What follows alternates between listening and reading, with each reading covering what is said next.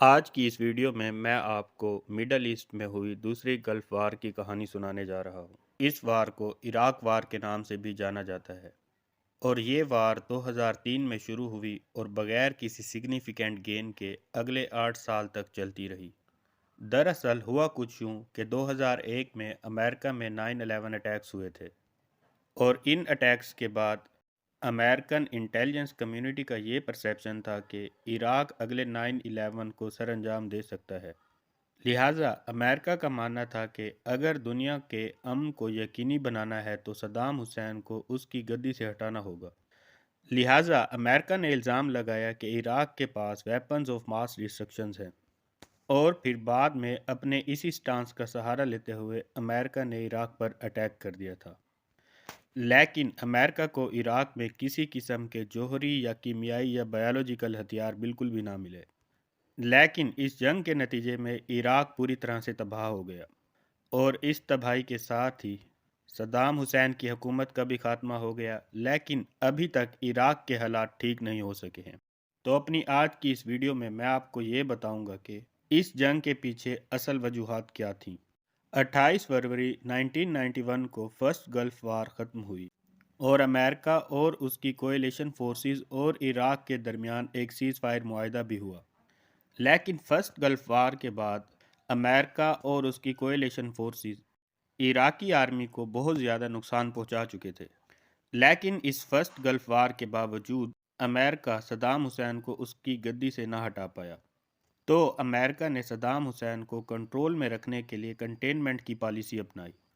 اور اس طرح سے امریکن کوئلیشن فورسز نے شمالی عراق میں کردز اور جنوبی عراق میں شیعہ فورسز کو سپورٹ کرنا شروع کر دیا،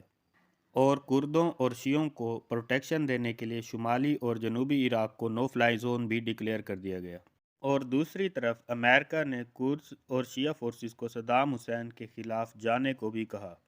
تاکہ عراق میں انسٹیبلٹی کی سی کیفیت قائم رہے۔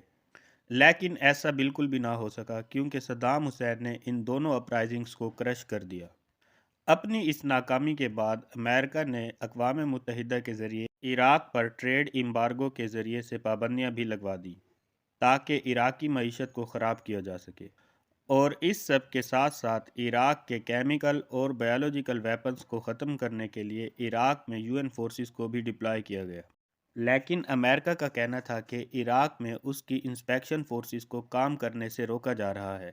اور دوسری طرف اگست 1998 میں عراق نے یہ دعویٰ کیا کہ امریکہ کی انسپیکشن فورسز اصل میں عراق میں امریکہ کے لیے جاسوسی کرتی ہے۔ عراقی حکومت کے اس بیان کو مد نظر رکھتے ہوئے امریکہ نے اگست 1998 میں عراقی لبریشن ایکٹ کو پاس کیا،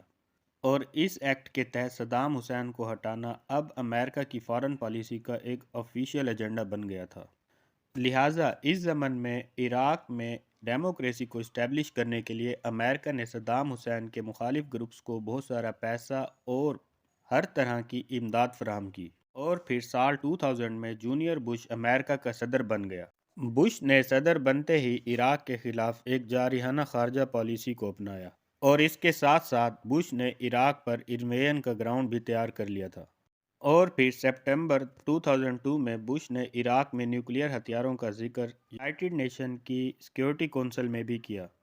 جبکہ دوسری طرف خود امریکہ اور مغربی دنیا کے انٹیلیجنس سورسز یہ بات کنفرم کر چکے تھے کہ عراق کے پاس کسی بھی قسم کے نیوکلیئر ویپنز نہیں تھے۔ لیکن امریکی صدر بش اپنی بات پر بضد تھا۔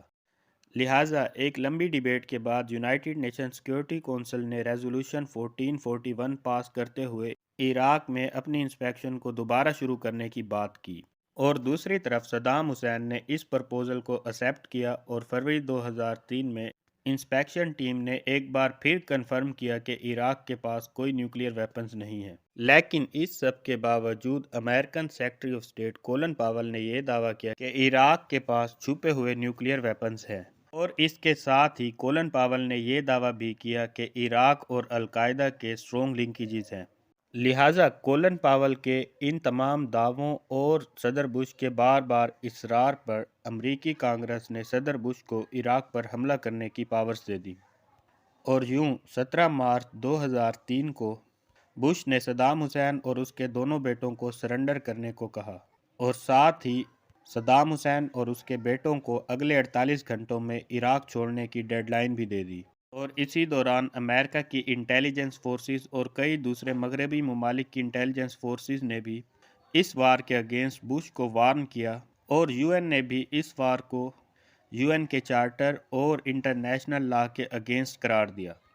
لیکن امریکہ پہلے سے ہی اپنا مائنڈ بنا چکا تھا، اور یوں امریکہ نے آپریشن عراقی فریڈم شروع کر دیا، اور 19 مارچ 2003 کے دن امریکہ نے 40 ممالک کی اتحادی فوج کو اپنے ساتھ لے کر عراق پر حملہ کر دیا، اور ان افواج نے بغداد اور عراق کے دوسرے بڑے بڑے شہروں پر خوب بمباری کی، اور صرف 4 ہفتوں میں ہی بغداد سمیت عراق کے تمام بڑے شہروں پر امریکہ نے اپنا کنٹرول حاصل کر لیا۔ اور پھر 13 دسمبر 2003 کو تقریر سے صدام حسین کو بھی گرفتار کر لیا گیا، اور پھر بعد میں 2006 میں صدام حسین کو ہینگ کر دیا گیا۔ لیکن اب یہاں پر سب سے بڑا مسئلہ یہ تھا کہ صدام حسین کے جانے کے بعد عراق کو کون رول کرے گا۔ صدام حسین کا ایڈمنسٹریٹو سسٹم ایک دم سینٹرلائزڈ ایڈمنسٹریٹو سسٹم تھا۔ اس سسٹم نے پورے عراق کو ایک ساتھ باندھ کر رکھا ہوا تھا، لیکن صدام حسین کے جاتے ہی پورے عراق کی مختلف ایتھنیسٹیز پاور حاصل کرنے کے لیے میدان میں آ گئی، اور جیسا کہ امریکہ پہلے ہی شیعوں اور کردوں کو اپنے ساتھ ملا چکا تھا، لہٰذا 2005 میں امریکہ نے عراق میں الیکشنز کرائے، اور ان الیکشنز میں شیعہ کمیونٹی جیت گئی۔ لیکن پاور میں آنے کے بعد شیعوں نے اینٹی سنی پالیسیز کو اختیار کرنا شروع کر دیا، اور نتیجے کے طور پر سنی لیڈرز بھی شیعہ حکومت کے خلاف وائلنس میں شامل ہو گئے۔ اس طرح سے پورا عراق شیعہ سنی اور باقی گروپس کی آپسی لڑائی کی آگ میں جھلسنے لگا، اور موقع کا فائدہ اٹھاتے ہوئے سعودی عرب اور ایران باہر بیٹھ کر سنی اور شیعہ گروہوں کو سپورٹ کرنے لگے، اور ان حالات کی وجہ سے دیکھتے ہی دیکھتے عراق میں داعش اور القاعدہ جیسی ٹیررسٹ آرگنائزیشنز پنپنے لگیں، اور ان حالات کو دیکھتے ہوئے امریکہ نے 2007 میں عراق میں اپنی فوج کی تعداد کو بڑھا دیا، لیکن یہ سب بے سود ثابت ہوا، اور بالآخر 2011 میں باراک اوباما کی حکومت نے عراق سے امریکی فوجیوں کو واپس بلایا۔ یعنی امریکہ نے اس سول وار کی دلدل سے خود کو تو کھینچ لیا، لیکن عراقیوں کو اس دلدل میں دھکیل کر گیا۔ اس جنگ میں امریکہ نے $1 ٹریلین خرچ کیے، اپنے 10,000 فوجی مروائے، اور ساتھ ہی 2 لاکھ عراقیوں نے بھی اپنی جان کی بازی ہاری۔ اور اس بے مقصد جنگ کا نتیجہ یہ نکلا کہ عراقی لوگوں کی معاشی اور معاشرتی حالات بہت زیادہ خراب ہو گئی، اور اس وقت عراق گلوبل جہادسٹ موومنٹس کا ہب بن چکا ہے۔